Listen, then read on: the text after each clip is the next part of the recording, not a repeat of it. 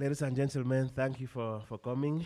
My name is Gilbert Shang Ndi from Cameroon and Colombia, I should say. And it's a pleasure to have you this evening in Kultur House, Bayreuth. Welcome to the University of Bayreuth, to Africa Multiple Cluster of Excellence, and specifically to the research group Black Atlantic Revisited, where we seek to study narratives of transatlantic slavery and slave trade from the West African coast to the Americas.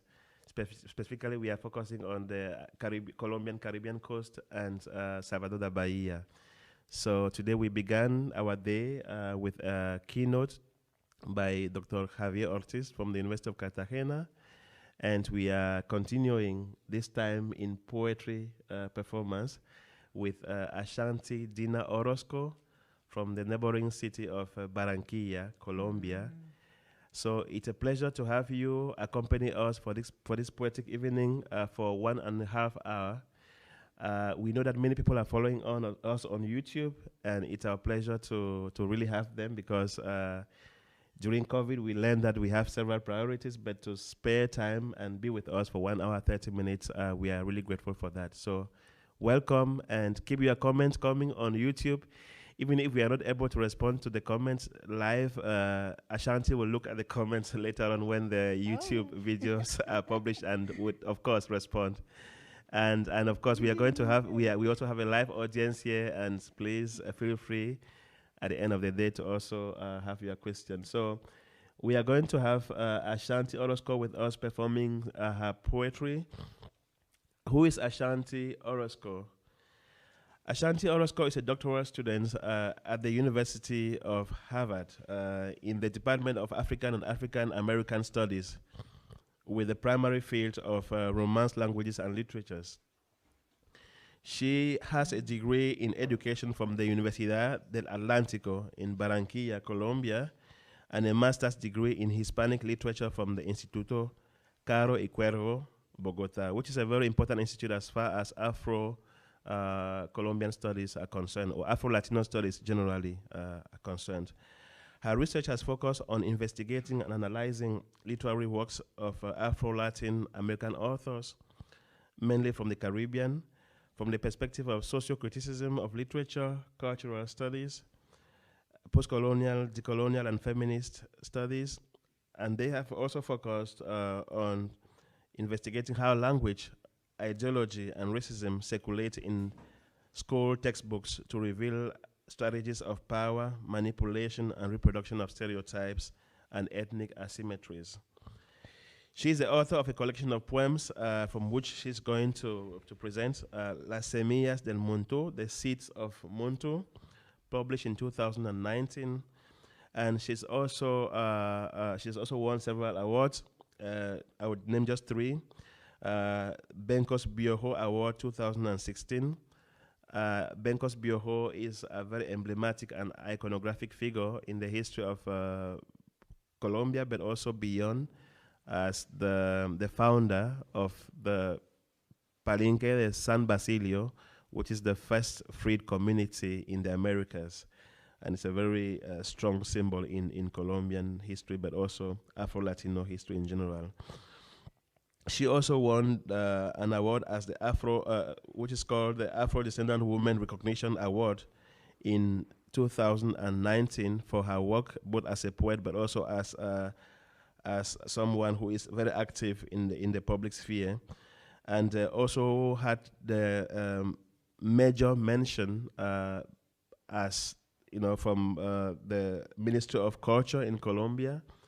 And the Ministry of Culture is very key in Colombia because of the cultural, the cultural complexity of that country. So when you have the Ministry of Culture in Colombia, you basically can do a lot to promote the Afro-Colombian presence. So she's got this awards, and I think given the nature of her work, many more awards are coming. When I see the potency of her poetry, we are aiming at many more awards coming, apart from your PhD, which you're going to defend, I'm sure, in the next few years. I know when PhD students hear about deadlines, they're always a bit, Yeah, but welcome, Ashanti, and it's wonderful having you here. But I must remind you that she was part of our workshop that's early this year in June, and she could only attend virtually because of reasons beyond her control. So we thought that maybe we could postpone her presentation, her performance. As you know, performance cannot be done virtually. So she participated in roundtables and panels, but then the performance was shifted to the time when she will be able to be with us physically for us to feel her presence. So thank you so much, Ashanti, and welcome. Oh, thank you so much for inviting me. I'm just feeling like I have emotional feelings to be here. It's my first time I'm coming in Europe in my whole life.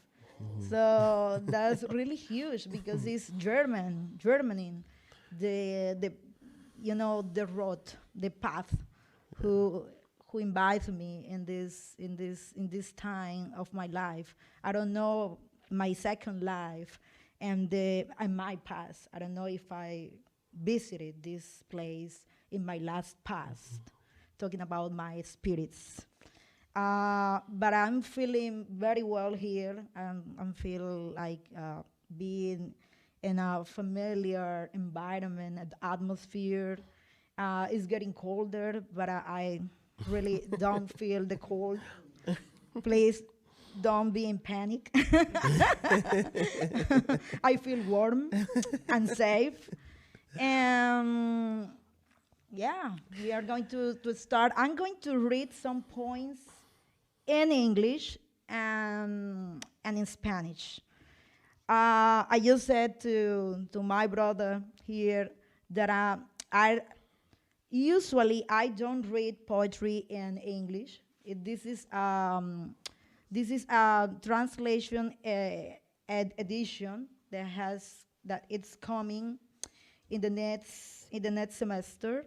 It's being published in the United States. But I have a good translation by Eduardo Bechara Navratilova, and he made a great work. I think very great work. And I'm going to read some poems in Spanish that I feel that I cannot read it in English because I don't feel the mood to really read it in English. There are some words that mention my spiritual background, and my connection with my Hispanic heritage, that I feel that it's better to do it in Spanish. Exactly. But you are invited, of course, to feel in your skin my words and the presence of your ancestors, because everybody has ancestors. So welcome here, yeah. Exactly. Surrounded by our spirits. Maybe before she goes ahead to start, I just want to say we are going to do it in sequences. So she will present 2 poems, and then for the first sequence, I will be the only one to dictate. I have the microphone and the moderation. I will ask her some few, just to trickle her and let her speak about her poetry, and then she will do the second sequence, and from there now, the audience can also come in with questions exactly and interact with her. And we're also doing so because, she would read some few poems in Spanish, because we also have a very huge Spanish speaking audience online on YouTube following her. So it would be very unjust for us to monopolize English simply because we are the ones who invited her, but we want to be as inclusive as possible. Entonces, a los seguidores de habla española, estamos muy contentos que estén allá siguiendo esta performance también en español. Y por favor, siéntese en casa.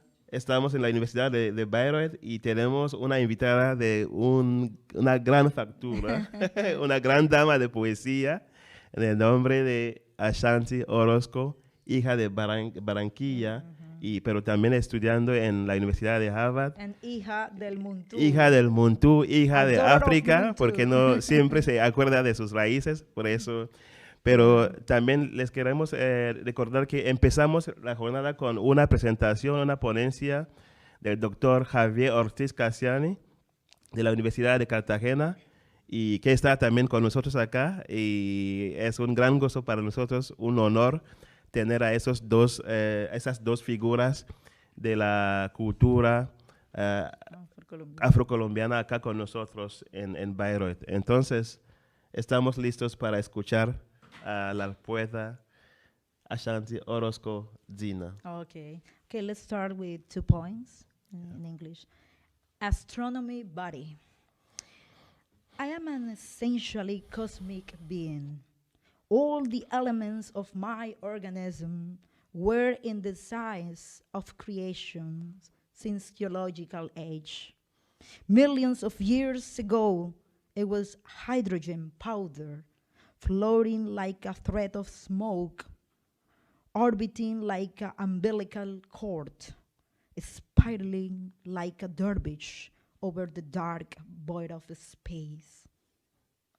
From the holy turbulence, the gases condensed into orbs and became a star and started to glow. Between atoms, I'm a miniature constellation. And my young body is still warm by the hands of Olodumare, beats with the noise that created life. I'm a vestige of millennial fire. I contain in my first cell particles that concentrate the sense of everything that vibrates and flows. Nebulae networks linger in my heart. I'm a dream question. So when they ask me, what is the planetary system made of? I answer, of ourselves.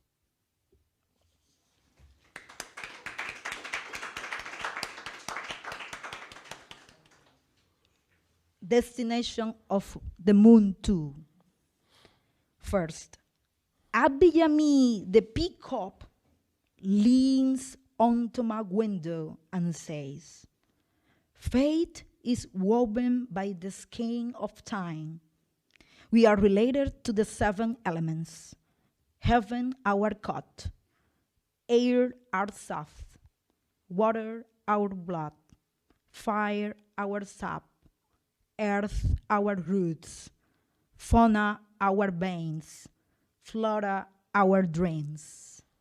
And don't forget, Dina, that we tie the voice of the heart to the constellations.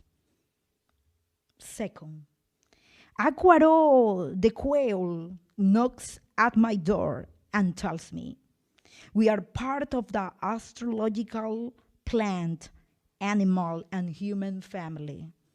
And we are twinned with the volcanoes and the stones. We match our breath with the current of the birds and the wind. We breathe in every pore of the soul that the trees exhale. We intertwine their strength and their intuition in continuous movement, in continuous arrival and departure, in continuous reciprocal flow. And don't forget, Dina, that we are not forged from the beginning of the circle. Third, in my kitchen, a gelée de dove chirps and tells me, and just like the cosmic womb, we carry within us filaments of planetary orbits, particle frequencies, and atomic energies. We are continent and content. We are cells, neurons, hormones. We are alchemy, medicine, and healing. We are infinite nature. We are passengers of the journey, the firmament that walls. And the consciousness of our body is divided by the horizon. That's why we express the day and the night, the moon and the sun with their cycle and reflection. And don't forget, Dina, our origin is terrestrial, but our destiny is heavenly.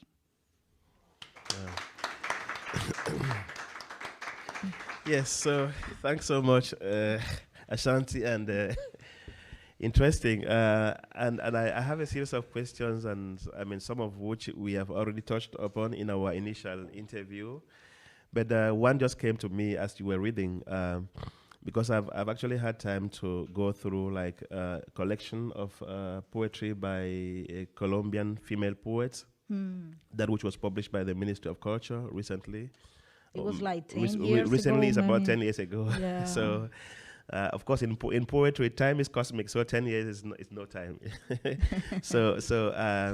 And most of the poets in that collection actually preoccupy themselves with mostly social issues, day to day.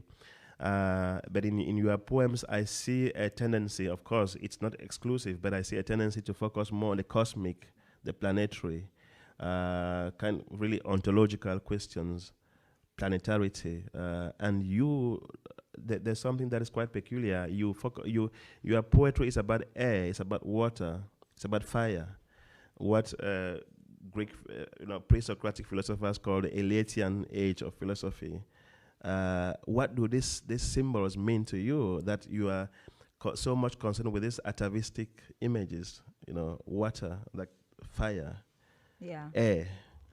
I have mainly concerned and occupied about the way the astronomy, the cosmos, alienated with human being.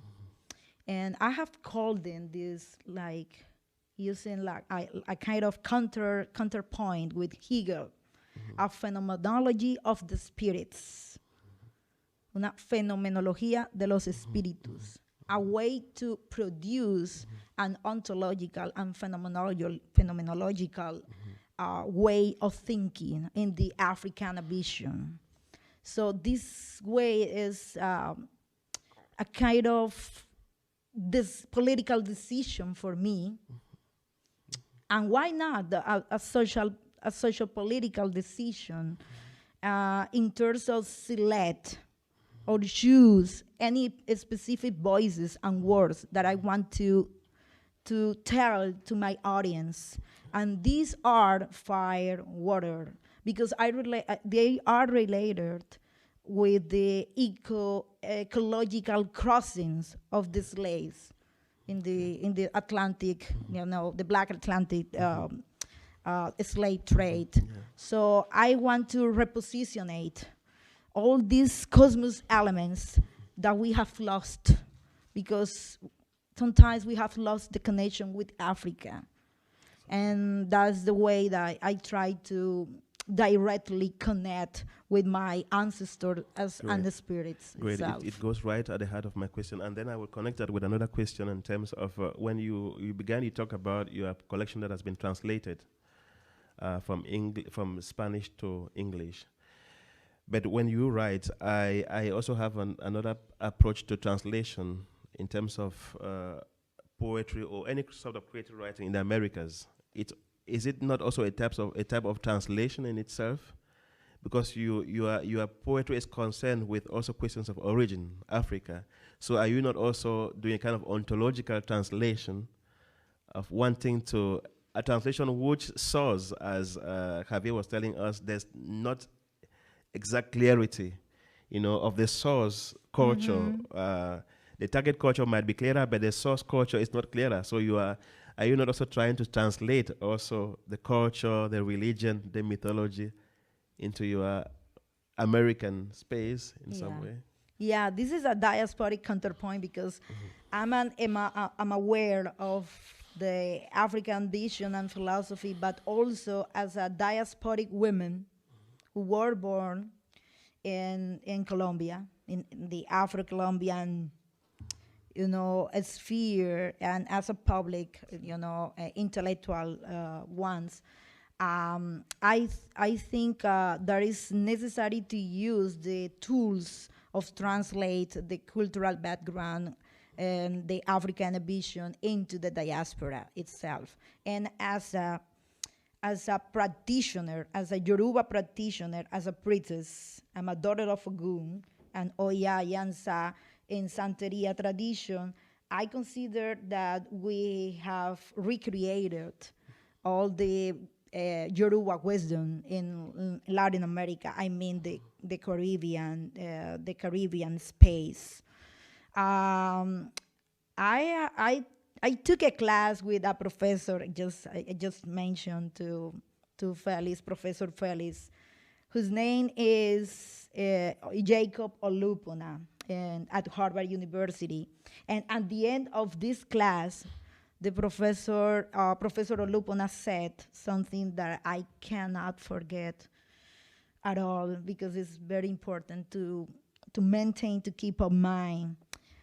He said, the diaspora people in Cuba and in Brazil, they are the people who keep in mind and maintain the sources of Yoruba wisdom in the global society, because we used and create in an aesthetic movement some of the knowledges that in Yoruba itself have lost. There is interesting to see how we recreate all of the music, the ceremonies, the use of the drums in a Creolicized and transcultural way. So this is a kind of transcultural and Creolicized translation. Why not? Actually, transatlantic translation, so yeah. to say. To use a term that is used by Julio Ortega, a Peruvian critic and a well-known writer. Thanks so much. So we will continue, and my autonomy and my dictatorship as moderator has expired. So the audience will be able to ask questions in the next sequence. So you present 2 poems, and then the audience will then be able to. Okay. Yeah, I wipe my rights now. I wanna. Yeah, you do another sequence of 2. Okay, I'm going to read the 2 seconds in Spanish. Okay. Yeah. The audience will listen to in Spanish. No worry. Okay. Yes, we have a very bilingual, multilingual audience. Okay, I loved it. Yes. La vida de los muertos. Ayer un tata en Ganga me dijo, los muertos nacen de las 4 estaciones con el enigma de la existencia. Nunca mueren, solo funden su rumor de aliento con la tierra. Cuando reencarnan son espejo líquido de nosotros mismos. Palpamos el pataquí de sus vidas. Cuando trabajan en el corazón de la manigua, se vuelven tejido de nidos, brazos de musgo y manglar sobre el mar de los inicios. Sus rostros se nos cincelan en las manos, untados de lodo, arcilla y estruendo. Cuando deambulan, se vuelven habitantes de las estrellas, pasajeros del aire. Esa es su forma de quedarse a vivir en el canto del ave. Vienen desde el ayer a contemplarnos. Como un coro de abejas, surcan la curvatura de la retina. Un misterio de luna orbitando en sus miradas nos descifra el pensamiento. Son los narradores invisibles de nuestros sueños. Murmuran en concierto de imágenes que se hacen idea y verbo. Nos trazan canales en el cuerpo, bosques de nostalgias, fragmentos sonoros donde cabe el peso de nuestra memoria. Son lluvias marcando el compás de los días. Si los escuchamos, sentimos una percusión galopar las colinas de nuestra lengua. La artillería de una fuerza en la médula del alma. Los ofrendamos con frutas y flores. De ellos es el pan recién hornado, el café de la tarde, el agua de azúcar al caer el día. Sílaba a sílaba, invocarlos con el bálsamo de los rezos, cantarles con la sangre de nuestros animales, hoguera de versos que alumbra sus ausencias.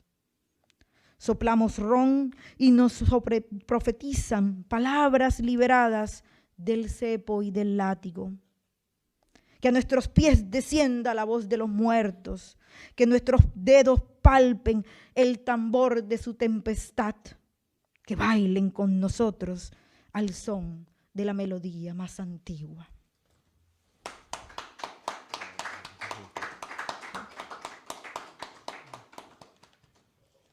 Jícara de agua para mis muertos. This is a kind of jícara. I don't know how to translate. Wooden cup. Yeah, wooden cup, yeah. Wooden cup, yeah. Solo la memoria de la memoria congrega a los muertos. Me acompañan al filo del cielo con el calendario de las lluvias. Nunca estoy sola. De golpe están aquí y ahora entre mis sueños. Pensando, a veces mi corazón los escucha. Yo los convoco y un océano de luz emerge. Los siento vivos en mí. Avanzan, descienden. Viajan en marejadas por todos mis huesos. Adentro se levanta una legión. Sus rostros pintados hacen sortilegios en mi sangre. Dejan sus rastros de su aliento en mis sendas. Llevo su retoño bajo el jardín de mis ojos. Tengo en la lengua, en la punta de mi lengua, sus lamentos, su saudade. Late el robusto acento de sus pisadas, como caminar de hoja suelta, como semilla que rumorea en mis manos, como miel extasiada en la tempestad de mis pies. Aquí, en el altar de esta mesa, invoco la energía de sus nombres como tributo a la vida y a la muerte.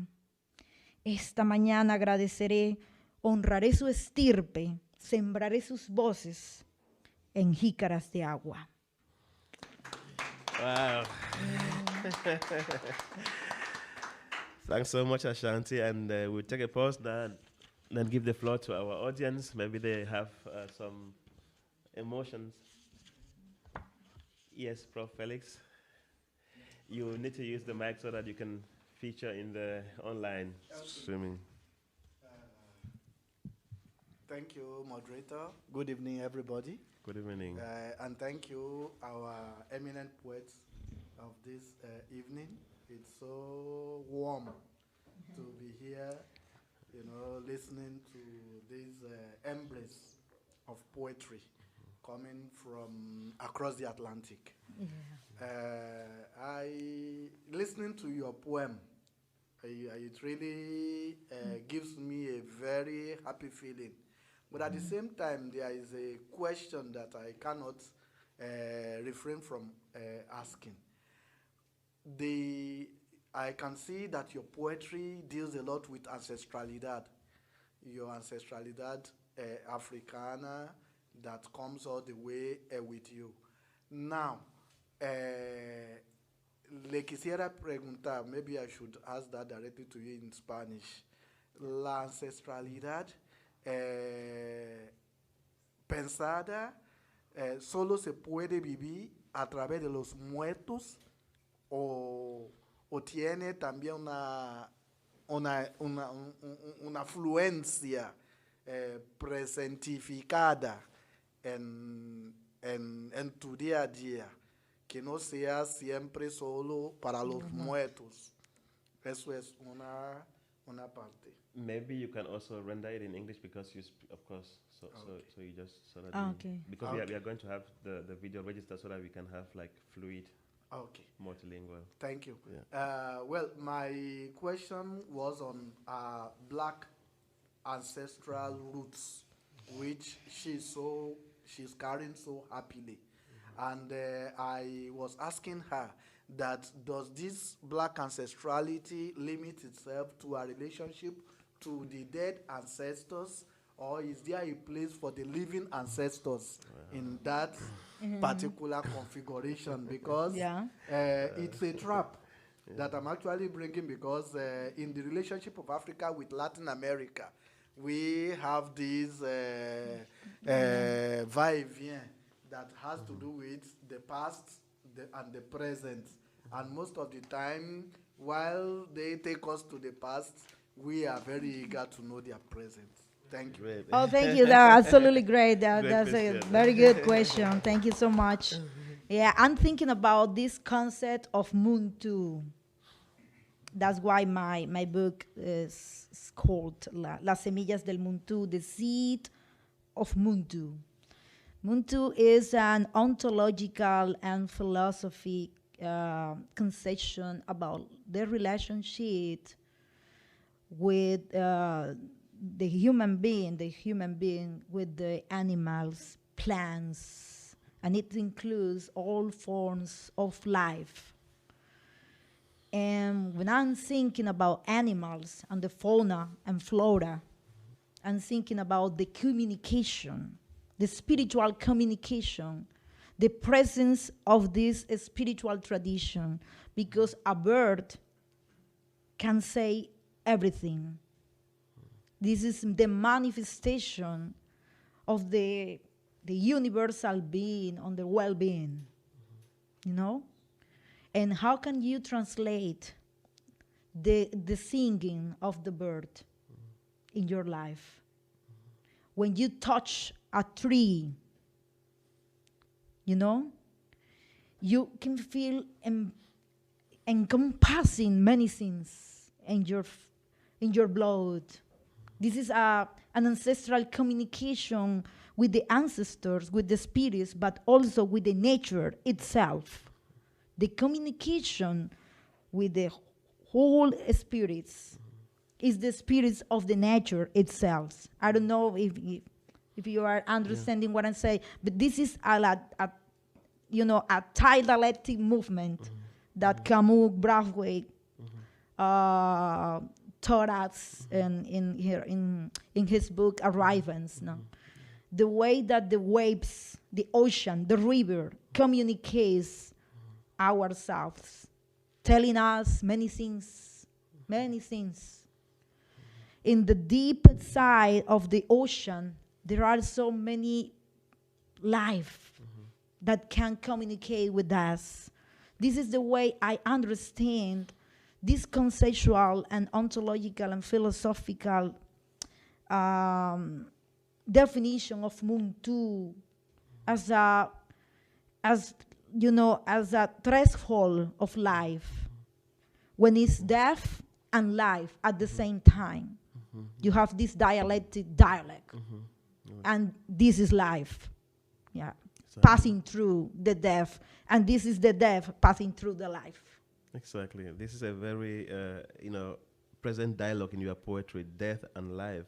Life through death and also death through life. So it's quite interesting the way you combine this in your poetry. And just a week ago, I was moderating an online poetry festival, and from poets from Cameroon, and we had a slot echo poetry. But I just discovered that when I'm reading your poem, your poetry collection, there's no. I wouldn't say this is an echo poem and the other one is not an echo poem. It's some sort of intermeshed in a way that you find this echo poetic element in every poem that you write. So the connection between man and nature is so natural that one does not need to say this poem is echo poetic and the other one it's so intermeshed from the very beginning. So that's quite interesting, I find. So maybe we move to the next sequence, and in English or Spanish? In English. Okay, in English, and then you still English. have the chance to ask questions or make comments. Okay. Great-great-grandchildren of the Muntú, you will call me a cobio, what nests in the enclosure of our blood? It is a boomerang that returns to yearning, a seed sown in the womb of our mothers, perhaps a wound crawling in the ladder of birds. Are they willows whence the next play a concert to infinity? You tell me, Ecovio, why do the great-great-grandchildren of the Muntú get drawn on the hands of invisible drummers? Why does a cry break in our pulse? Where does this dialect that enchants death come from?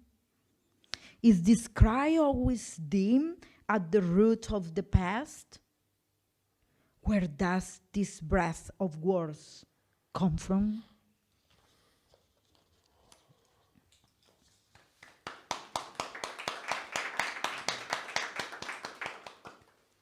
My father's river. Rafael Orozco Figueroa, in each flight summit and each minute path, your hand travels through the burning of my ways. Do you remember that book about Biko that we eagerly devoured? Now the wrinkles of time chisel the geometry.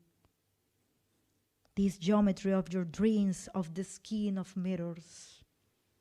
Today, in the severity of the hours, a whole river of flies curls like a town of nostalgia in your eyes, and a spring of rain gathers in your gaze. You are standing here like an epic poem in the down of the pupils. In the heart of your voice beats a legacy of sweetness that dissipates my sadness. With your wings, you shelter the landscape of my childhood. And with the waves of your smile, you invite me to fly like a bird woman. With the sound of a tree burst in the chest, you made everything for me.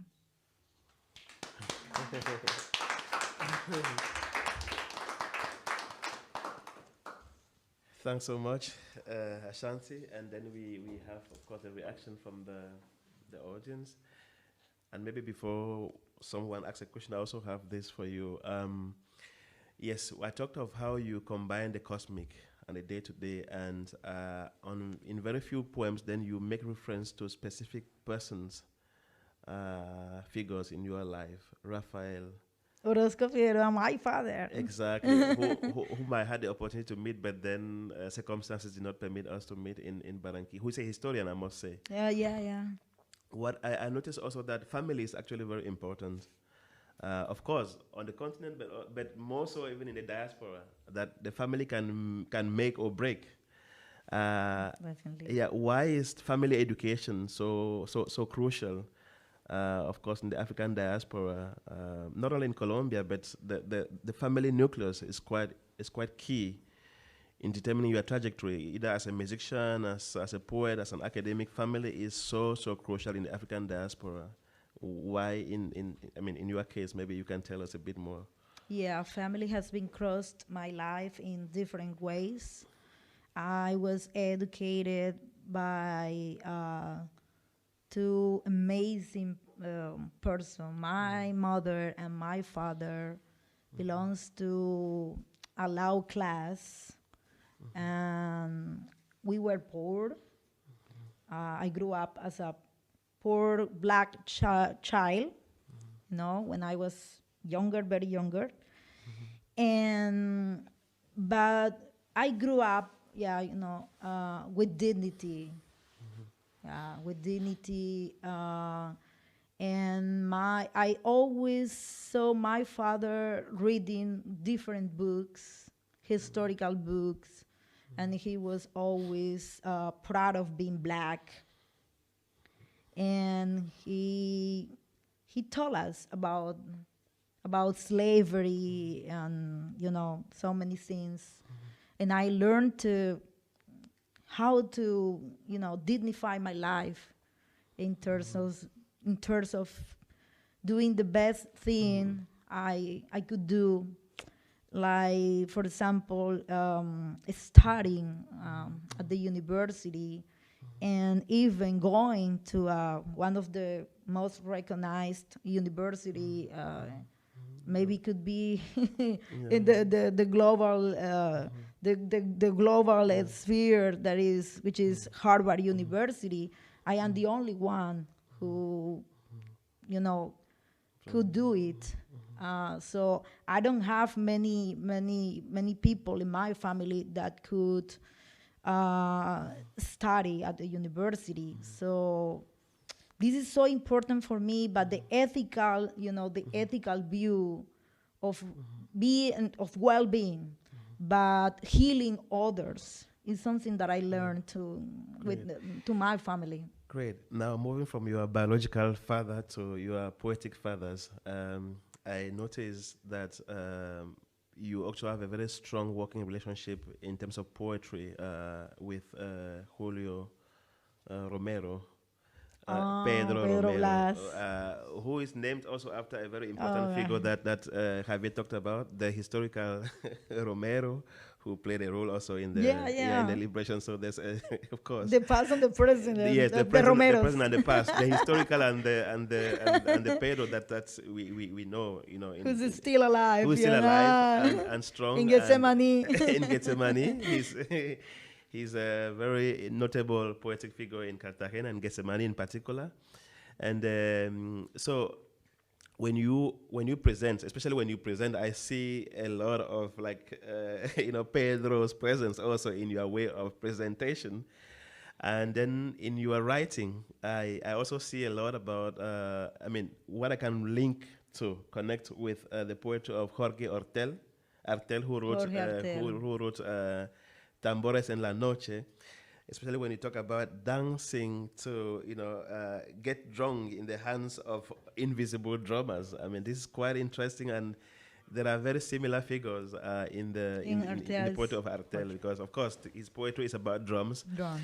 And this also links me towards something which Edward Said, the famous post-colonial critic and Palestinian author and human rights activist and public intellectual, how he defines identity. The trajectory that does not leave us with a clear inventory of who we are, dancing to the tunes of invisible drums.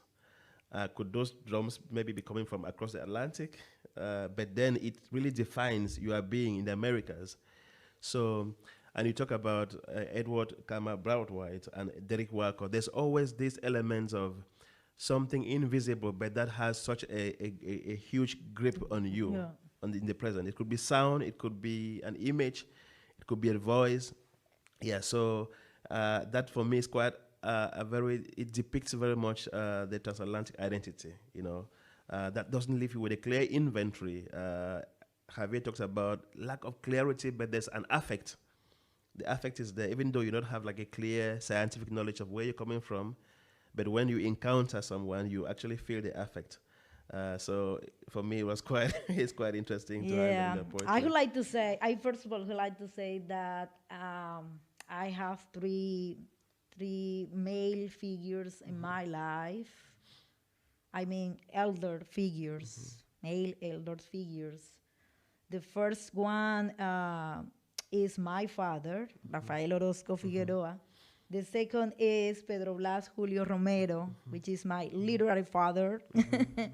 And the third is Ogun as my Orisha, my male Orisha.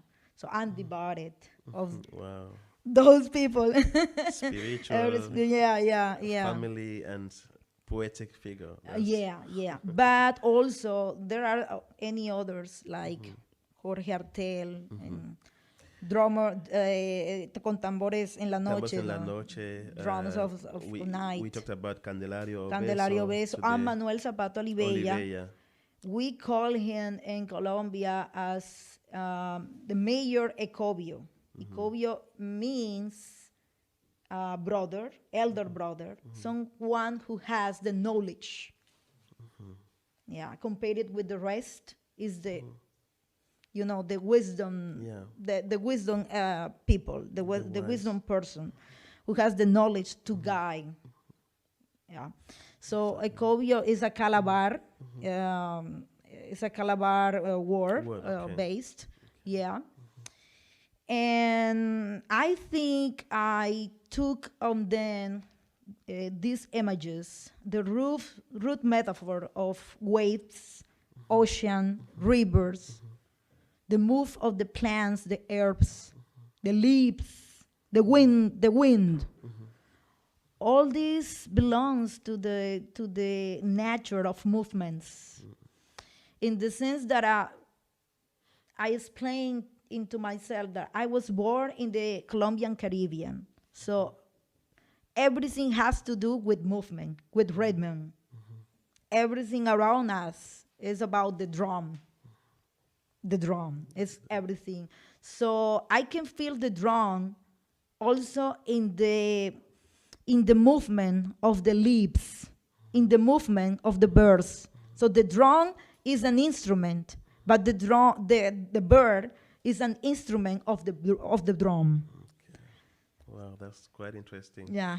The way you and when you this also reminds me of William Blake. When you actually cite Blake in one of your Yeah. So why are you hiding your European father? I'm sorry. Okay. Yeah, because Blake is also very present, and of course, as an Afro-American poet, you also tap from all the rich cultural literary traditions. Maybe I am in love and in hate with Hegel. With the okay. Thank you so much. Thank you so much. Maybe Thierry has a question. Yeah. Thank you so much, Ashanti, for this wonderful readings. When reading, since we are talking about influence and the fathers and so on, listening to you reading in English also, in a kind of a translingual transformation of your voice and the way you present it, it reminds me of Martin Luther King, actually. I don't know what is the influence of Martin Luther King in your your poetry, or in the way you approach your spirituality, because him as well as a pastor and a spiritual leader, I see that energy as well of the phenomenology of the spiritual in this push, or let's say in this movement towards liberation and renaissance of the black body. Yeah. Wow, great question. I love this question. Yeah, I must say Martin Luther King is one of the greatest figures of freedom, black liberation, the whole world. But this is a huge, enormous and tremendous figure in American movement, social black movement, but also in Latin America. So I grew up with Martin Luther King references in my whole life, reading his famous "I Have a Dream." So I think this kind of movement of his voice made me feel like we have great connections. Instead of I speak Spanish, but when I first got in touch with Martin Luther King, I felt that we have many things in common. So when I was a child, I didn't understand what he said. Never. Yeah. But I felt that he told me, he was talking about something that we have in common, something that I felt that is about me. I don't know why. This spiritual connection, a kind of network that you can explain, invisible network. We were talking, we were just talking in earlier minutes, ago. And that's why I feel the rhythm. I use the rhythm that I learned to Martin Luther King. Now, this is one of the references in my life. I definitely love Martin Luther King and the beloved community, because African people are beloved community in some ways around the world. The solidarity and the way his discourses through hundreds of people means a gospel of life. Yeah, the gospel of the words. Thank you so much, Ashanti. Any last question before she moves to the next sequence? Or if not, then she moves to the next sequence in Spanish or in English? In Spanish, I Yeah, think. so that Yeah, we- can be in Spanish. Yeah.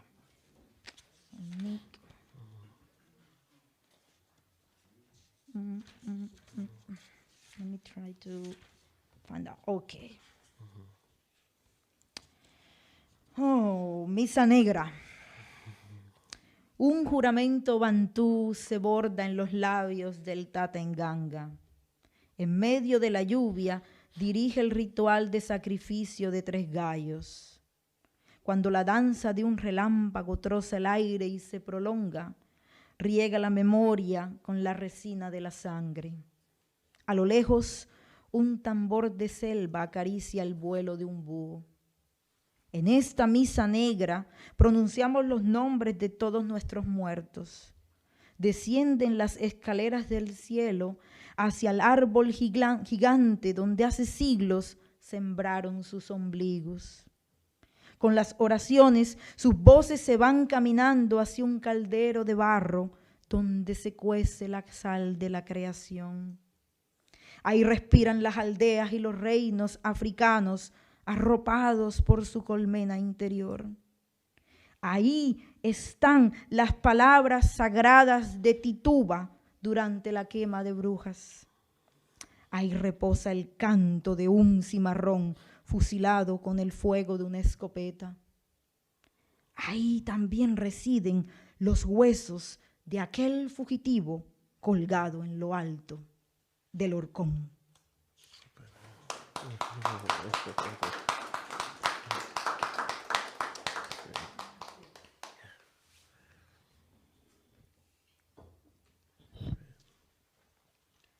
Ceremonia muertera. Salam aleikum. Malaikum Malaikum salam. salam. This is a salutation that we used in Palo Monte, and it's quite interesting because we use a Muslim salutation in Palo Mayombe, which is one of the Afro-Atlantic religion in Afro-Cuban world. And it's Congo tradition. It's not Yoruba tradition, it's Congo tradition. We used to salutate ancestors, spirits, Salam aleikum, and they answer, Malaikum salam. ¿Somos o no somos? Somos. 3 personas distintas, un solo Dios verdadero. Yeah.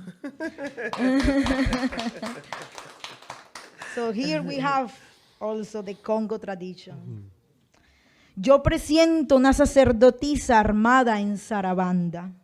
Me adentro en su boscosa lluvia donde mora la malanga perfumada. Va como iguana aleteando por el silencio, como bruja convocada por el canto. Yo presiento una sacerdotisa armada en zarabanda. Oleadas de tambores copulan en su ombligo. Su baile atiza el festín mayor en los arrecifes de la aldea. La escucho vociferar aquel canto en la tumbadora. Zarabanda, a ti te llamo. Zarabanda, a ti te ruego. Zarabanda, tú eres el ojo. Zarabanda, tú son malembe. Zarabanda, tú abres el camino. Zarabanda, tú son mayimbe. Yo presiento una sacerdotisa armada en zarabanda. Alba negra, candela por dentro. Sombra de asadón y machete, estranguladora de gallos. A oscuras lleva puesta la máscara ritual para oficiar la muerte. Ninguna agonía la hará detener su sangre de reptil bajo el fogón de la tierra. Yo presiento una sacerdotisa armada en zarabanda. La guardo en mis plegarias, la enciendo verso a verso, la llevo en mis gemidos. ¡Ay, anochecer del alma mía!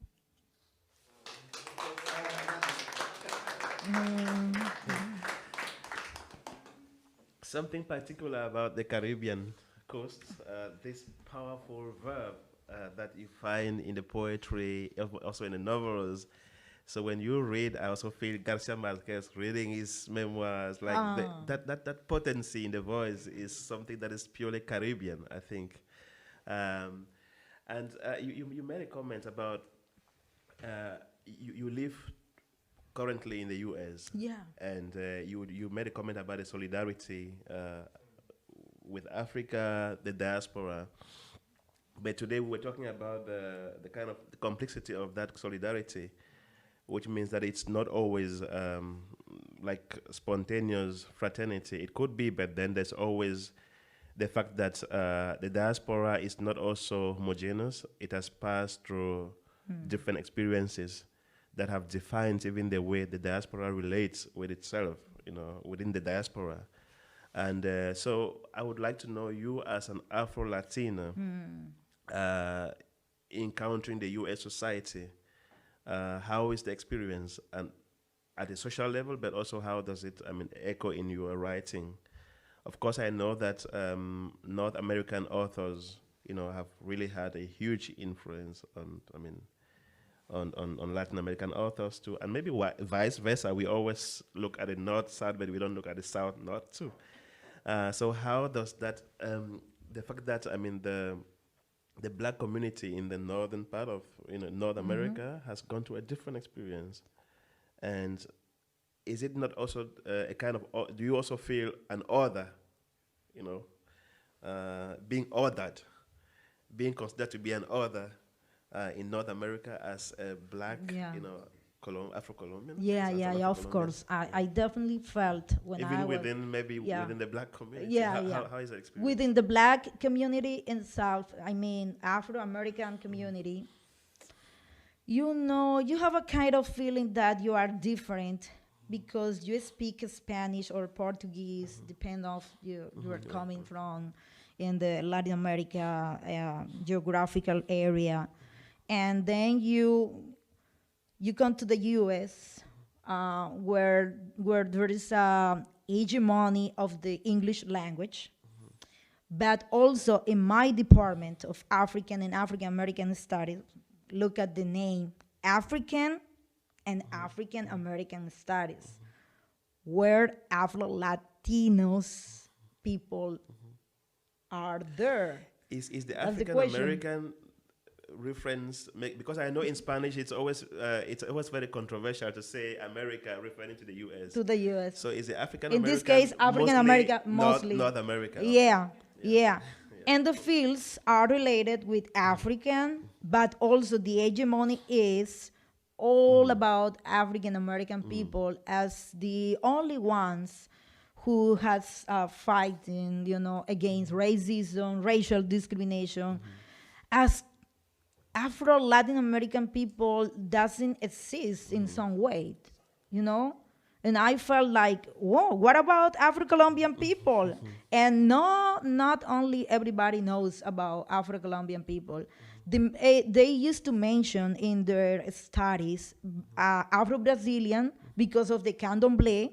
And Brazil is a huge subcontinent, They used to mention in the African studies, in the U.S., Jamaica, because of the reggae, Bob Marley, etc., etc.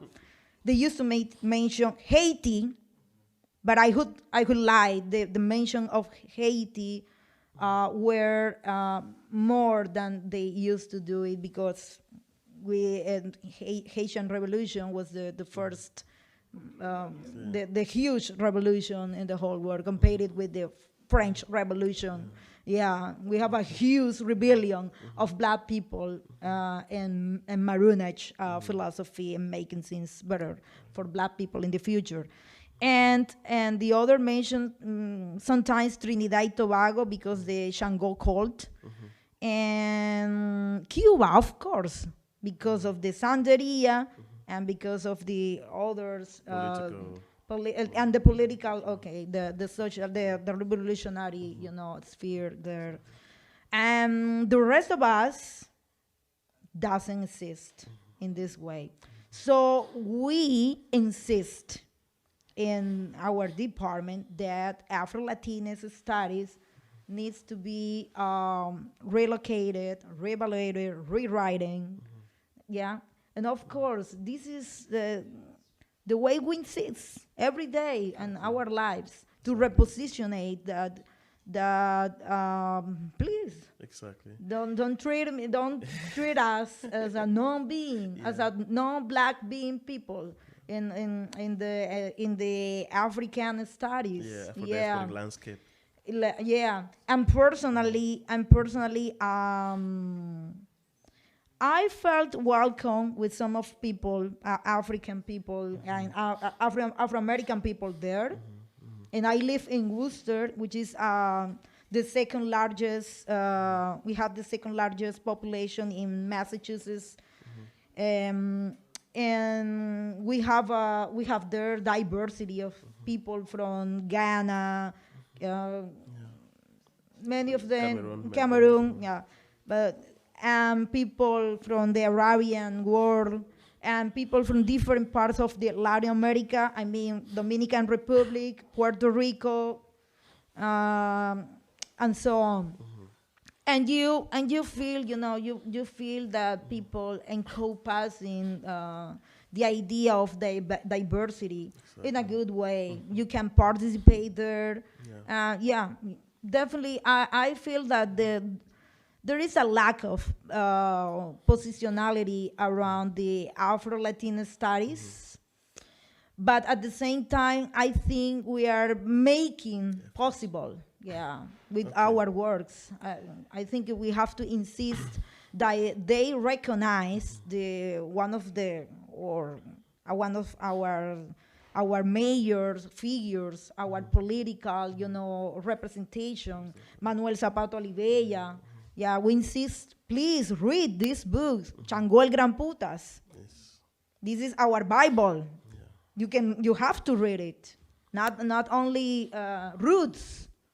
And to also mention that Manuel Zapata Olivella was also a great influence on Garcia Marquez, and not only did he also guide him in as a journalist, because they were all journalists at some point in Cartagena, but also he also influenced Garcia Marquez in so many ways. Oh yeah, and something that I forgot is the relationship between the Harlem Renaissance writers in New York, in Harlem, and some writers, some Afro-Latin American writers, as Manuel Zapata Olivella, Jorge Artel, with Langston Hughes, with Quentin Colley.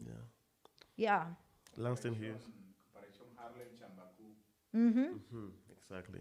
So it's quite interesting. I mean, Langston Hughes was a good friend of Jorge Artel also, and a number I was a friend of Nicolas Guillen. Yeah, Nicolas Guillen from Cuba. So I'm Luis Pales Matos from Puerto Rico. Exactly. Yeah. So we are here yeah, also we have here like a black international sphere of black people in the Americas, because the only America is not the U.S.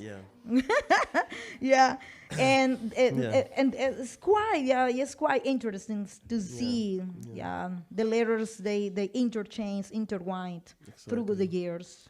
And this increasing recognition is not only in literature, it's also in music, it's also in politics. We have Susana Baca in Peru. And I think the black diaspora also in Latin America is coming together in a way. There's much more communication, now between the black diaspora in Colombia and Brazil. There are joint projects between the black diaspora in Colombia and Peru and in Bolivia. I mean, people might not even know that there's a huge, of course, relatively smaller, but it's significant also in Colombia, in Bolivia in particular. And just some few days ago, Jorge Medina Barra, the first parliamentarian of African origin in Bolivia, passed away. So this is also a chance to really condole with the Afro-Bolivian community.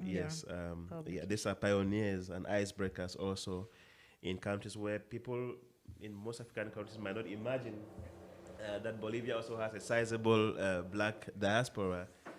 Professor Felix was telling us about his research in Venezuela also. You would not imagine that there's a sizable, and in Paraguay, Uruguay, you have communities and doing great work under difficult conditions, but resilience and going on. So yeah, thank you so much. And I think we still have what time do we have? We still have chance for a last sequence of poems. Then before we then ask the question, we then give the floor to the audience. And what time do we have? We have around? 20 minutes left. 15. 20 minutes. 20 minutes. Oh, okay. Okay. Let me try to figure Just out. 2 quick poems and then last comment from the public. And Okay. Symphony of ancestors, voices, screams, songs, an orchestra of seagulls that resounds from within, a symphony of the sunsets of the soul, cheapest memory. They are dressed in ebony and ivory, and with their watery smiles, and with their cosmic serpent steps, they travel through the region of dreams. In the writing of our bodies, the ancestors with their squid ink draw trees on our pupils, mangroves of nostalgia, ancient cartographies. The ancestors lick our swells of blood, recall our wounds, they hide among the dry leaves. Impatiently, they peek out with the eye of their tongues. They row along the banks with their saber oars. They braid the skeins of time. Super.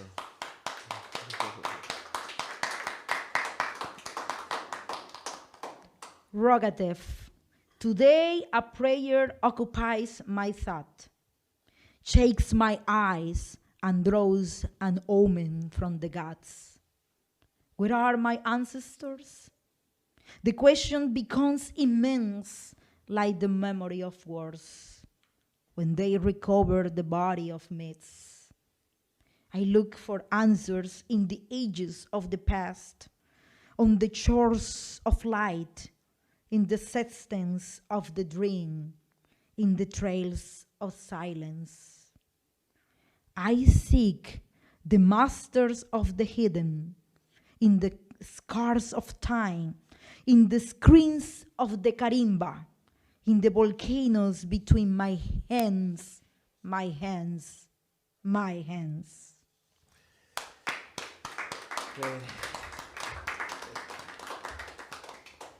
Okay, thank you so much, Ashanti. I don't know if there's a last round of questions from the audience or comments, and then we will close the show for the evening. Anybody wants to say something? Make any comments? Otherwise, I will then ask a very last brief question. And the last point? The last. The two last. Okay. In Spanish. In Spanish, yes, yeah. because we want to be to be also bilingual. Yeah, always. bilingual. So I will ask. I think you should do the poems first, and then I ask the question just for the end. Yes, do the poems in Spanish first. First? Yes. Okay. Yes. Do you want to? Yeah, you do the poems, and then I ask the last question. Just Okay. trigger. Oh, that's interesting because I would like to finish with this. I'm going to do something that I consider this is part of the ceremony we used to do. Ana tuto la roye, tuto ile, shola wana, shola pongo, shola wana kenya. Moyu boya locha, moyu boya wana, kinka mache, kamariku, kamamo, kamaisu, kamamo, kamayare. Lona que vos fique guarda, porque este es un saludo para el guau. Salutation. Okay. Oh, thank you so much. My reverence to Elegua, guardián de mi sendero. Los inquisidores dicen que un diablo habita la geometría de mi piel. Les incomodan mis versos de rompezaragüey directo a las venas. Voy trastocando la sintaxis colonial. El mito me enseña a conjurar la herejía con el cacareo de los tambores. Canto este ritual, este largo poema de alabanza en los patios del alma. Mientras los pájaros succionan la madrugada, Le ofrendo golosinas y aceite de palma. Le voy lloviznando ron al guardián de mis senderos. Con el fulgor de las velas brota mi rezo de agua fresca. Yo te invoco, orilla, protector de los sin voz, llave de los pactos, vigilante de la entrada. En cada punto de cruce pronuncio tu nombre. A esta morada revestido de plumas rojas, bajas por una ranura del cosmos con tu máscara de araña. Veo como las nubes se apartan al verte pasar. Un olor a manteca de corojo se desgrana del monte. Te veo galopar como una serpiente entre el follaje del maní. Comienza la ceremonia del tabaco y te ofrezco el sacrificio de la palabra. Con la corriente de mi lengua hablo al oído de los caracoles. ¡Ah! Pones tu H de risa en los labios de los niños. Siento cómo se ensancha tu aliento de raíces.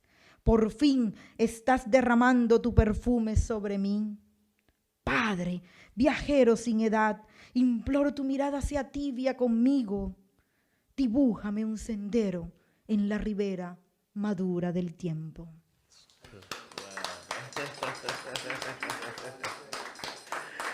And I just wanted to finish with this other poem dedicated to Yemaya. Yemaya. Yemaya is the mother of the diaspora itself, I think.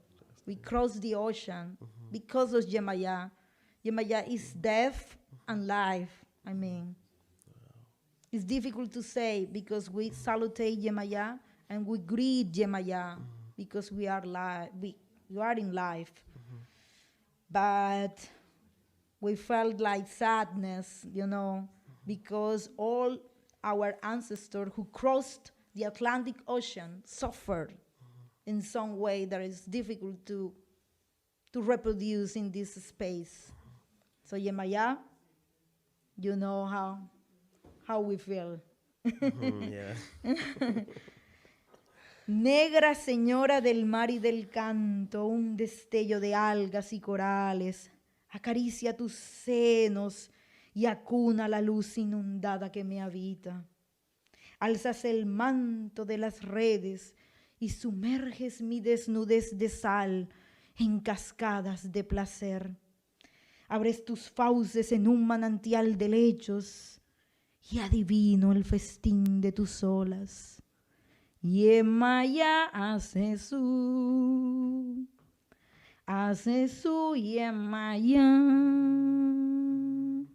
Yemaya hace su Yemaya.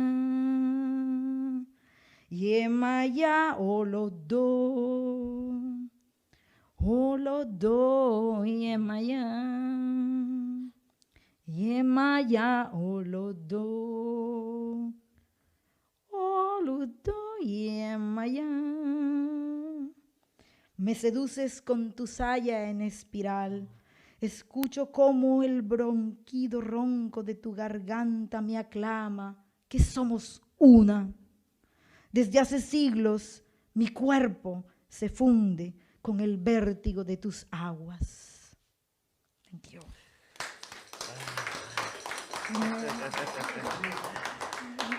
Thank you. Thank you so much. I felt like joining you in the singing, but because I have cold, I didn't want to spoil this beautiful way of singing. So, so wonderful. And yeah, we are blessed to have you here, and I hope everyone has enjoyed the evening.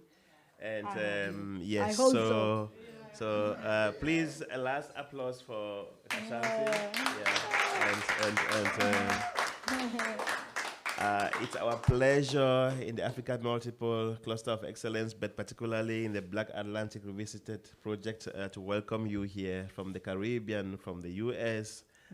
It's such a pleasure to have exchange with you about your works, you know, about your feelings, and also about your project. So I hope this is the beginning.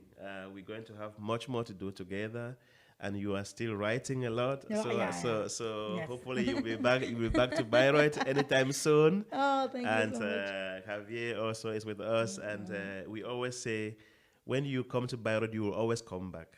Oh, You will always come wow. back. Yes, Thank you something so will much. always bring you back to Bayreuth. Yeah. So thanks a lot, and have a great evening. Yeah.